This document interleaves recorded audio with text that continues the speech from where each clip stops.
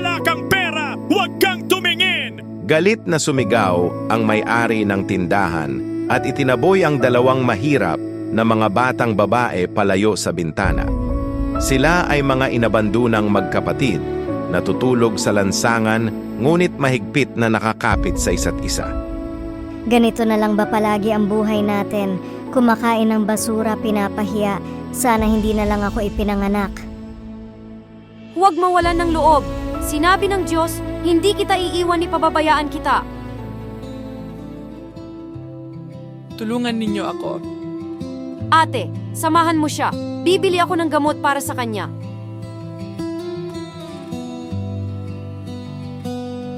Salamat sa pagligtas sa akin.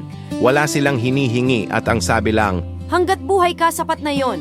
ang babae ay labis na naantig, inampon sila at pinag-aral. Kaibigan, huwag mawalan ng loob.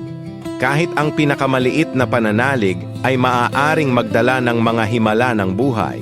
Kung pipiliin mong kumapit sa pananalig sa halip na magduda, ialay ang amen at ishare ito upang mahikayat ang mas maraming tao.